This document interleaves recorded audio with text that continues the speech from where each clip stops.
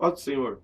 Em continuidade ao nosso estudo e meditação, as 7 cartas enviadas por Jesus Cristo às 7 igrejas da Ásia, hoje nós iremos falar sobre a carta da igreja de Pérgamo, onde nos diz Apocalipse capítulo 2, versículo 12 em diante, diz: Ao anjo da igreja de Pérgamo escreve: Isto diz aquele que tem a espada afiada de 2 gumes. Sei onde habitas, que é onde está o trono de Satanás. Contudo, retens o meu nome e não negaste a minha fé, mesmo nos dias de Antipas, minha fiel testemunha, a qual foi morto entre vós, onde Satanás habita. Todavia, tem alguma coisa contra ti. Tens aí os que seguem a doutrina de Balaão, o qual ensinava Balaque a lançar tropeços diante dos filhos de Israel, levando-os a comer das coisas sacrificadas aos ídolos e praticar a prostituição. Assim, tens também alguns que seguem a doutrina dos nicolaítas. Arrepende-te, pois. Senão, em breve virei a ti e contra eles batalharei com a espada da minha boca.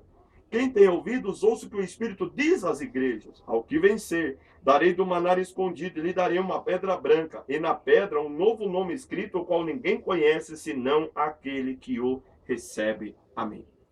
Você está observando, mais uma vez, aquelas características de Jesus Cristo, que no capítulo 1 é revelada em plenitude, mas aqui aplicada pelo Senhor Jesus Cristo na igreja local, conforme a necessidade e a maneira que Jesus age, a maneira que Jesus se expressa, para ali realizar a sua obra, manifestar a salvação dele e reunir pessoas para o seu reino e ser participantes da glória e da plenitude do evangelho. A igreja de Pérgamo, Jesus se revela como aquele que tem a espada afiada de 2 gumes, que a Bíblia descreve que sai da boca dele, é a palavra dele. Então, a esta igreja, a igreja de Pérgamo, a vitória, a plenitude e a bênção e a ação de Jesus Cristo para que essa igreja continuasse caminhando, prosperando, crescendo e manifestando o reino de Deus, ia ser pelo poder, a virtude da palavra da fé liberada na unção do Espírito Santo. Jesus declara: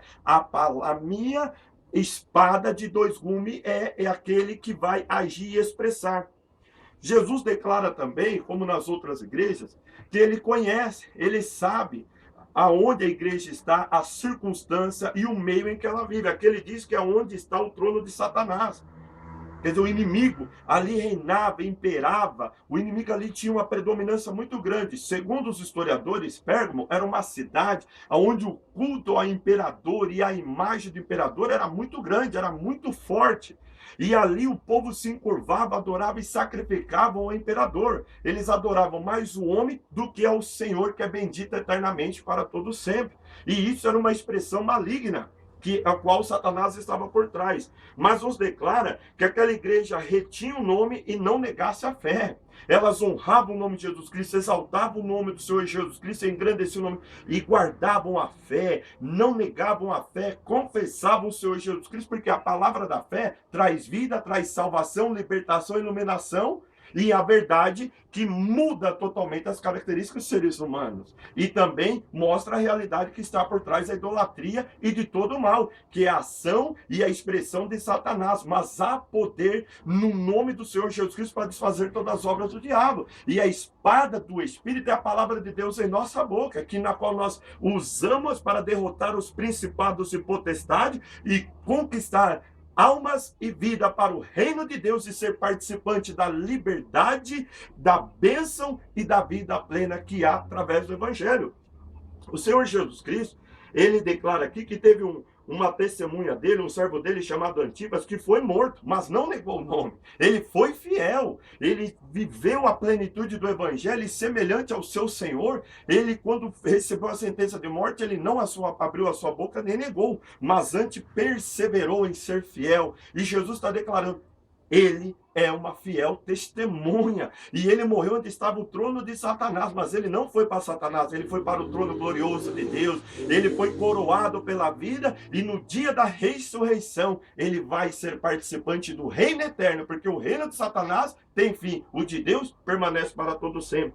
Jesus declara algo aqui importante, exortando aquela igreja para que ela continuasse sendo abençoada, próspera, fiel, não negar o nome e crescer na fé e na manifestação das virtudes da palavra de Deus, declarando: tenho, todavia, contra ti algumas coisas. Tem aí os que seguem a doutrina de Balaão, o qual ensinava Balaque a lançar tropeços diante dos filhos de Israel, levando-os a comer das coisas sacrificadas aos ídolos e a praticar a prostituição. Esse Balaão, a sua história está no livro de Números, capítulo 22 e 23, e a sua morte no capítulo de número 31 de Números. Ele era um profeta, na qual foi pago pelo rei Balaque para vir lançar maldições contra o povo de Israel.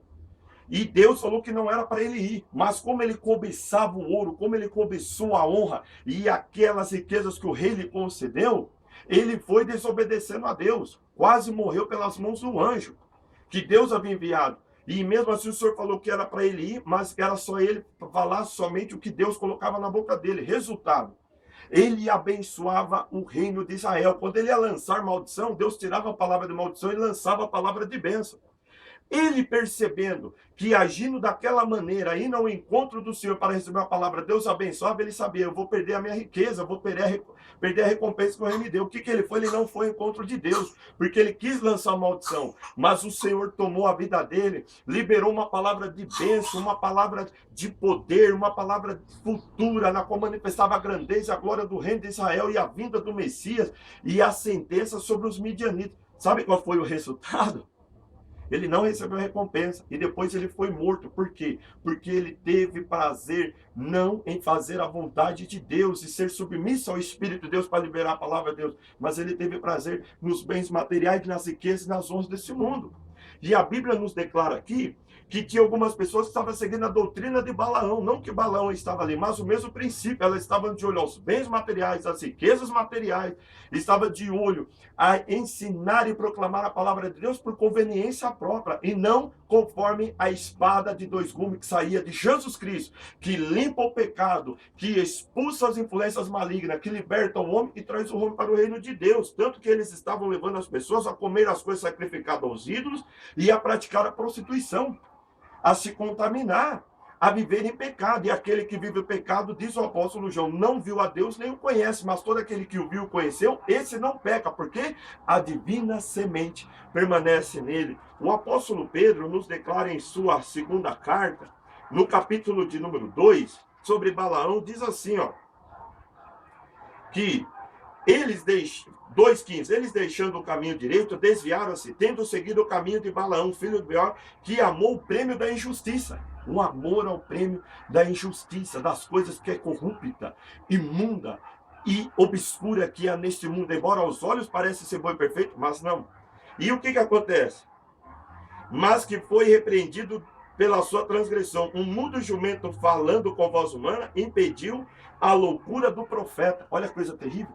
Um homem ser repreendido por uma mula, porque Deus usou a boca da mula para repreender ele. Todo aquele que não obedece a Deus nem anda na presença de Deus vai ser repreendido, vai passar vergonha, vai ser humilhado, porque Deus vela pela verdade, pela justiça e santidade. Deus ama a igreja dele e jamais vai permitir que ela venha a ser corrompida, contaminada ou até mesmo influenciada para o erro. Ele entra na história, remove aquilo que promove escândalo e manifesta a sua bênção, a sua glória. Na carta de Judas, do apóstolo Judas, nos diz assim, aqui não tem capítulo, que fala assim: ai deles, entraram pelo caminho de Caim, movidos de ganância, foram levados pelo erro de Balaão e pereceram na revolta de Coré. 3 pessoas do Velho Testamento que fizeram obras terríveis, mas aqui diz que a ganância moveu Balaão. A ganância de ser rico, de ser poderoso, de ser influente, de ter um nome e destaque, moveu Balaão ao erro. E aqui diz, ai deles. O final é triste, o final é terrível. E você pode ver que é tão importante nós estarmos firmados, alicerçados na palavra de Deus. Como diz Paulo, toda a escritura divinamente inspirada é útil para redarguir, corrigir e instruir o homem de Deus em toda a justiça, para que ele venha a ser perfeito e perfeitamente instruído para toda boa obra. Que Jesus declara assim, no versículo 15, aí sim tem também alguns que seguem a doutrina dos nicolaítas. Se você vê na carta aos Éfesos, no capítulo mesmo que nós estamos, capítulo 2, versículo 6, diz aí que Jesus tinha algo em favor daquela igreja, que ela rejeitava as obras dos nicolaítas, que Jesus também odiava. Mas aqui em Pérgamo era a doutrina dos nicolaítas. Por que doutrina e não obras? Porque essa igreja tinha contato com a igreja de Éfeso. E ao ver lá aquele grupo conhecido como os Nicolaítas exercendo atividades e funções que desagradavam ao Senhor, que desonravam ao Senhor, e que Jesus falou que odiava, essas pessoas de Pérgamo retornaram para Pérgamo. E elas começaram a ensinar, a proclamar e anunciar as coisas erradas que eram feitas em Éfeso, como se fossem coisas corretas. Então, o que lá era obra, aqui se tornou doutrina. Cuidado, meu irmão. Cuidado, minha amiga. Você pode ir num lugar e ver pessoas fazendo atitudes erradas, obras erradas, vivendo de maneira errada e chegar no meio da sua comunhão do seu povo e proclamar aquilo, anunciar aquilo, porque o que lá é obra, aqui pode virar doutrina, ensinamento e instrução. As pessoas vão ouvir e vão começar a praticar e resultado. Pode começar fazer coisas erradas. E Jesus vem e repreende. Porque Jesus diz assim: arrepende-te, pois, senão em breve virei a ti e contra eles batalharei com a espada da minha boca. O homem e a mulher que não se arrepende das suas obras, dos seus erros, do seu coração endurecido, da sua ganância, do seu orgulho, da sua soberba, o Senhor Jesus Cristo vem e fala que vai vir ao encontro dessa pessoa e vai batalhar com a espada da boca dele, quer dizer, ele vai batalhar com a palavra de Deus, ele vai revelar a palavra de Deus, instruir. E a espada de Deus é uma espada afiada de dois gumes, que penetra no íntimo e no profundo do ser, separando juntas e medulas, separando pensamentos, intenções e coração, porque tudo está patente diante dos olhos dele. E esta palavra nós temos na mão. Aquele que medita, que aguarda e a pratica, ele tem esse poder na vida dele. Ele jamais vai ser enganado, seduzido, influenciado. Por quê? Ele tem a espada afiada de dois gumes, que é a palavra de Deus, inspirada pelo Espírito Santo. Por isso que é a espada que sai da boca, porque no sopro de Jesus, na ação do seu Espírito Santo, a palavra é uma espada que desfaz as obras do inimigo e nos concede a vitória. E aí Jesus falou: arrepende. Muda os teus pensamentos, muda os teus conceitos, muda as tuas atitudes. Se de repente você não está andando em conformidade ao Evangelho, volta-te ao Senhor, desfrute da presença, da bênção dEle, da graça dEle, como igreja do Senhor Jesus Cristo, como povo de Deus. Na revelação do Espírito Santo, Deus irá te conduzir à verdade, porque ninguém pode nada contra a verdade, senão pela verdade. Diz o apóstolo Paulo em 2 Coríntios capítulo 13. E aí Jesus diz assim: quem tem ouvidos, ouça o que o Espírito diz às igrejas. Quem ouve vai sair guiado e conduzido pelo Espírito Santo. A palavra de Deus vai falar com ele, vai ministrar ele, vai revelar ele, vai iluminar a vida dele. Como disse o Senhor Jesus, vai guiar em toda a verdade, vai fazer lembrar o que ele disse e anunciará o que há de vir. Vai glorificar o Senhor Jesus Cristo, porque tudo quanto o Pai tem pertence a Jesus, e tudo quanto Jesus tem, o Espírito Santo manifesta para conosco. E o resultado: milagres, sinais, maravilhas, batismo com o Espírito Santo, salvação de alma, crescimento da igreja, crescimento da comunidade, plenitude de manifestações e confirmação do Evangelho e vidas sendo salvas, transformadas e participantes desse reino glorioso. Esta é a missão da igreja na terra. Por isso o Senhor Jesus Cristo mandou esta carta, iluminando e mostrando como eles iriam caminhar para não ser influenciados nem pela doutrina de Balaão, nem pela doutrina dos Nicolaítas, mas permanecer fiel e não negar o nome, mas ser firme e constante e abundante na obra do Senhor. Aí Jesus promete: ao que vencer, darei do maná escondido, e lhe darei uma pedra branca, e na pedra um novo nome escrito, a qual ninguém conhece, senão aquele que o recebe. Intimidade, profundidade, plenitude, comunhão e liberação da graça de Deus na vida dele. Segundo alguns historiadores estudiosos, diz que todos os gladiadores, os legionários, que eram os guerreiros, os lutadores, soldados romanos, quando eles voltavam de uma grande batalha, de uma grande guerra, com as conquistas, com os despojos, o imperador descia do seu trono e entregava nas mãos desses legionários uma pedra branca. E nesta pedra branca, que era feita de mármore puro, era escrito ali o nome daquele soldado e o nome do imperador, mostrando a honra, mostrando a durabilidade, a qualidade e que tipo de pessoa era aquela que estava recebendo a pedra branca. Por isso, mármore, pedra.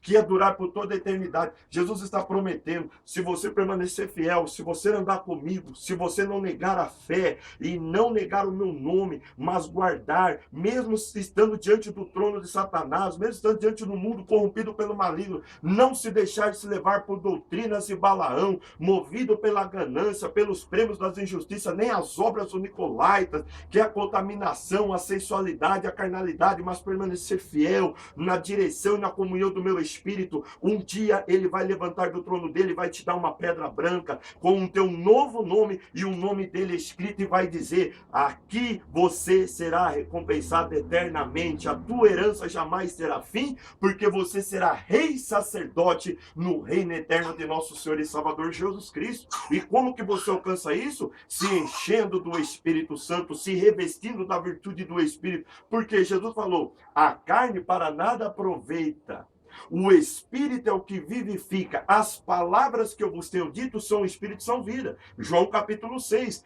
E aí Jesus falou para os seus discípulos: vocês também querem seguir a multidão? Pedro olhou para ele e falou: Senhor, para quem iremos nós, sendo que só tu tens as palavras de vida eterna, e nós temos crido e conhecido que tu és o Cristo, Filho do Deus vivo.